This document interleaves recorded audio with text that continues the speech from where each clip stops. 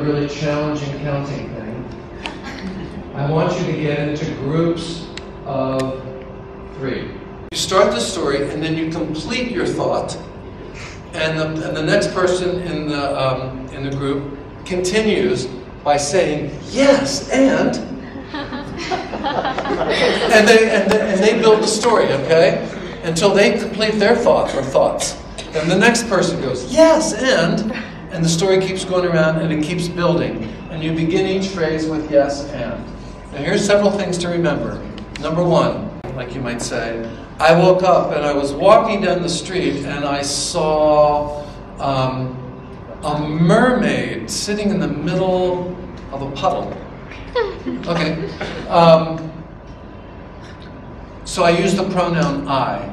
So when the person picks it up, they would say, yes, and I, they keep it in the same person, okay? So you work with what's given and you build on what's been given, okay? You ready to give it a try? Yes. Okay.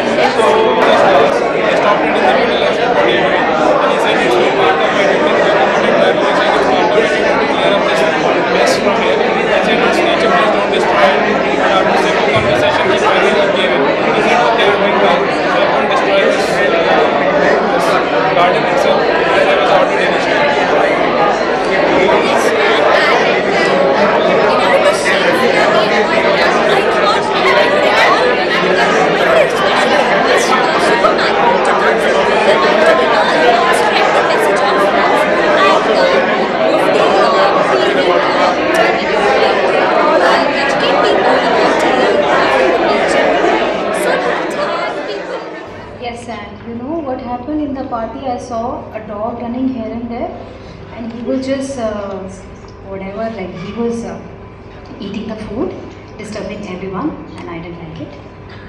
Yes, I found that it was my girlfriend's pet, and yeah, there's nothing wrong in it. And they were like playing with each other. I thought, hey, I'll somewhat disturb her. And I took the pet to Jupiter and buried it in a tree. Buried it in a tree. Buried it in a tree.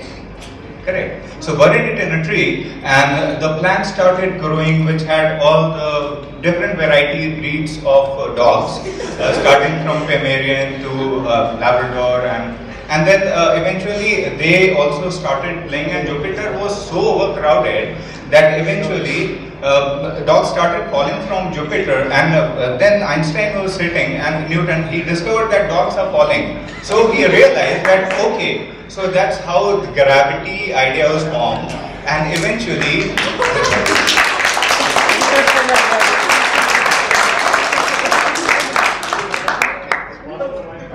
yes, and it turned out that Einstein and Newton actually examined their dog, and they see that the dog has rabies. Now the infected plant actually had rabies, and all those dogs on Jupiter had rabies. And the dog which had infected the food also had rabies. And that was a problem, because now all the party, everybody would probably be infected with rabies, and they have to call the doctor.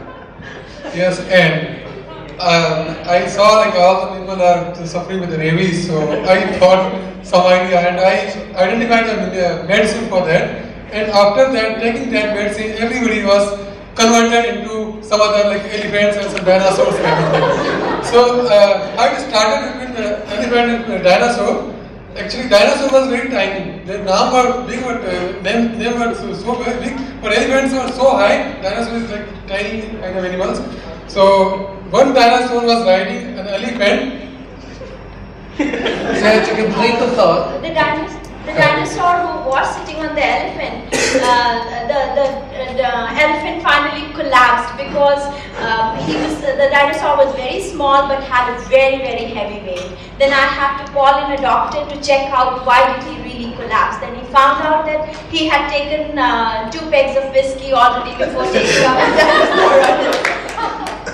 Yes, you know, and when this elephant was having this whiskey, somehow in the whiskey bottle there was this small mermaid, which was small mermaid trapped inside the water. And when this elephant drank the whiskey, the mermaid, she just, you know, she went into the air. And yes, the mermaid with the touch of Midas me turned into Aishwarya, and eventually Abhishek stabbed me at back. He went with her, but no issues. I'm searching for some beautiful princess who have long tail and a big ear, beautiful nostrils, which is still like floor, and who's like out of the world, having so many branches in her hands, so I can always reach out whenever I feel like. And she has stars in her flower, which lightens my life. So I feel like all the Diwali diyas are like nothing in front of her gloomy hair. And find a way to bring the story to a close. You're doing great. Yes, and what happened was that the mermaid, Aishwarya Rai actually fell in love with the elephant, and the dinosaur being drunk fell in love with the elephant too. Now the elephant fell in love with the dinosaur, and their moms and dads had a problem with it because elephant's mom thought Aishwarya is a better suitor for the elephant. Okay.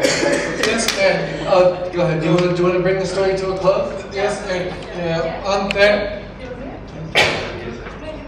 Go. So after that, some villain was came into light. Concept over, and because of that fight between 2 people, one villain and one hero died, and they have couple got married.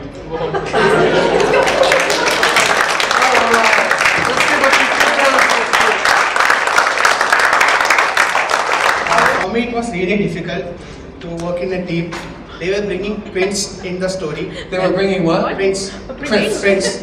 And it was difficult for me to A Prince or Prince the performer? not the Oh, Prince. Prince, okay. Prince. And it was difficult for me to carry. So I converted that Prince to a girl. And then You got caught in the whole gender thing. I see. so we were being creative in that way. Very good. Okay. Yes. A very interesting thing happened with me. My son is like 9 years old, and he Uh-huh. always tells me, "Mama, please tell me a story." Whenever we go to bed, I go, "I'll read a story for you, but I can't tell a story. I'll make a story." So he said, "Okay, I'll go to Papa, and he'll tell me a nice story." So today I realized that I can really make an interesting story. He will always come to me.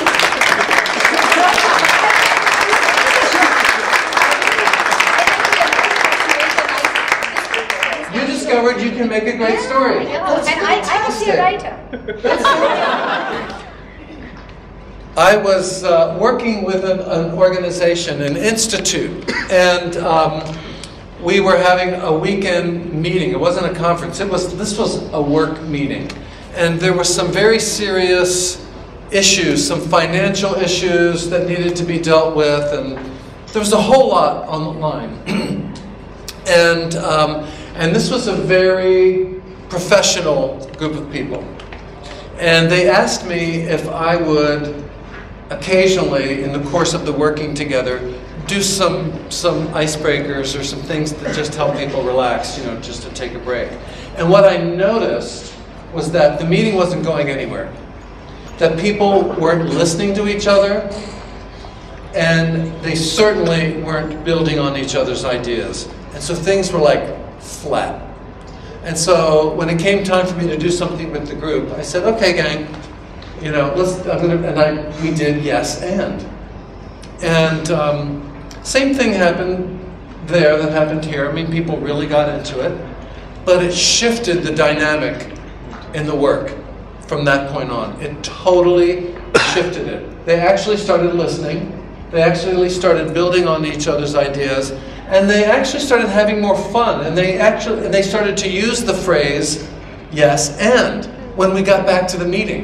okay? Because we were going through this agenda and doing all this planning, and there was they would say yes, and they made that part of the of how they started to operate with each other. So here's what's going to happen as we move into the closing. I'm going to share with you these 8 habits of mind of the creative person, and I really want you to listen, because then when we come out of that, I would like for you to share with the people in your group one step you're willing to take to awaken your creativity even more. One possible step you can take to awaken your creativity. So I want to plant that seed as I share these 8 habits of mind. So I'll share this, you'll have that closing conversation in the group, and then I'll ask that everybody for the last 10 minutes or so, if you haven't, to fill out an evaluation form, which will help us learn and improve our processes, okay? Yes? Actually, there was a little bit of apprehension where you felt that the other person's actually put his or her thoughts. Would you be able to do justice and be true to that thought, and would you be able to carry on and not disrupt the flow of whatever the other person wanted to say? So you felt responsible. So you felt sort of a joint responsibility to ensure that the message that came across wasn't too divergent from what originally it was meant to be. And of course the fear or apprehension that same may happen to your own piece. So what was it like? To be honest, you realize that there was a whole lot of apprehension, but at the end of it, nothing gets destroyed. You can always stitch it back, you can pull things back. There are different perspectives you get to see, because when you're writing something on your own or you're doing something on your own, you have purely your own perspective, right? But I think it helps a lot when suddenly the same issue is seen by 5 other, brains and eyes, and there's a different spin being given to it. So you realize that the same thing can actually signify a lot of other things. You can bring out many things from that one little piece of statement, information, emotion. So so it brought all these different perspectives. Different perspectives. Yeah, and so what value can you see in doing something like this? Well, one is that I think it's thinking broadens. 2 is the tolerance level towards somebody else's perspective and other way of doing things rises. Interesting. Thirdly, it helps a bit because you aren't sitting and writing the whole piece. So when everybody pitches in, it doesn't seem like a whole big ordeal. Yeah. Things just seem so much easier. Yeah. So I think the thought behind it was just that I myself don't think I'm such a creative person, but when you get down to it, eventually by the end of it, when I got like 5 other pieces of paper, I started feeling I was being more poetic. You can influence your peers' thinking process of the group and navigate the idea and get the results you want. It's interesting. For many years I was a musician. I had a band, and we traveled around the world, performed in all these places, but I haven't done it for so many years. So I occasionally pick up my guitar now, because I'm always traveling, leading workshops, and doing all this stuff. But when I started coming to India, it's like people in India do their research, and they found out I was a musician. So these guitars started showing up, at all my workshops, and so. Thanks a lot, India. Put me on the spot here.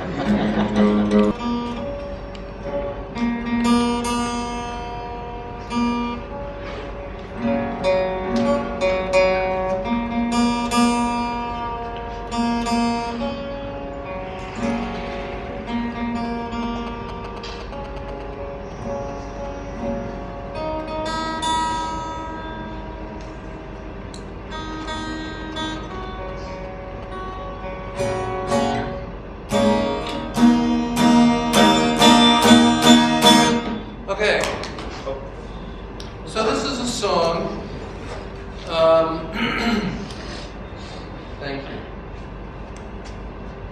It's a song called I Choose Life, and it was written at a time in the United States when the AIDS crisis was really full blown, and so many of us, particularly those of us in the arts, knew so many people who got sick, and for many years, you know, I mean, this was very intense for many years, and I had written a song about it. And my band was performing at the Seattle Art Museum, and I didn't know, but there was someone in the audience who was from ABC television, and they were doing a big TV special, a Barbara Walters special. And I don't know if you know who Barbara Walters is, but this was a big deal. So my band was flown to New York, and they were recording the show in segments before a live audience, but then they were piecing it together. And so this was our big chance, right? And they've been looking for an anthem just like this one that I'm going to sing for you. And the ceiling and the walls were covered in what was known as the AIDS quilt. People were making quilts for people who had died, okay? And so the wall was covered with memories of people who had died. And this was a professional performance, filming of a performance. There were like 5 cameras. So there was a camera coming in like on a railroad track, some coming in from the ceiling. It was just like this whole big deal. And so it was our time to perform. And I kept looking around at these quilts and kept thinking of all the loss, all the people that had died. And every time I went to the microphone to start the song, I would start to tear up. I couldn't sing. And we had to stop the song like 5 times, you know. And they're trying to record it in this TV show. And I'm thinking, oh my God, because the producer, the guy who's paying for it all, is in the booth there. And I'm thinking, we're going to get kicked off the show. I'm losing it, you know. And it was really interesting because the producer comes to me and he pulls me aside and takes me in a side room, and I thought, oh, he's going to fire me. And he says, you know, Charlie, when my sister passed away, I had to practice the eulogy for a week before I could deliver it without crying. He said, I have lost so many friends to this disease. You have lost so many friends. He said, you just need to cry. He said, you just need to cry. And he put his arms around me, and I cried for about a minute or 2. And that was it. And then the makeup person came in, and they, you know, fixed me up so I looked good on camera. And but I tell you that story to show that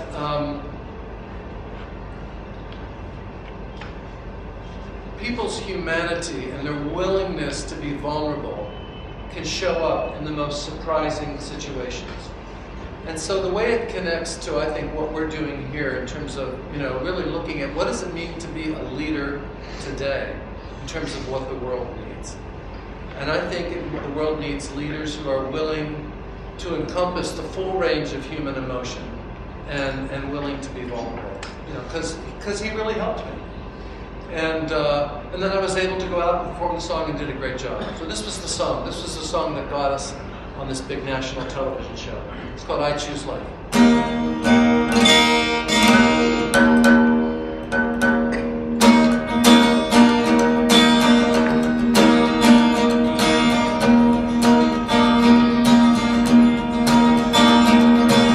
What must I have to place across my door?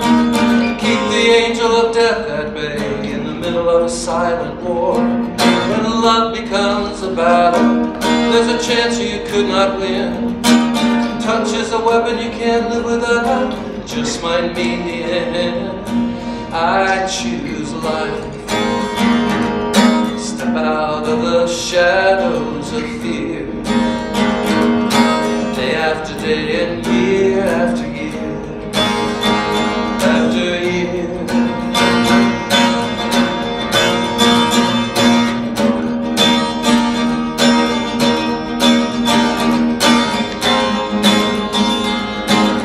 Just forgot the words. Who could have imagined danger we would find. When the dream of love became a nightmare, dancing on the edge of time. Somehow we are stronger after too much letting go. Cause when the tear in the heart grows wider, feel how the love can flow. I choose life. Step out of the shadows.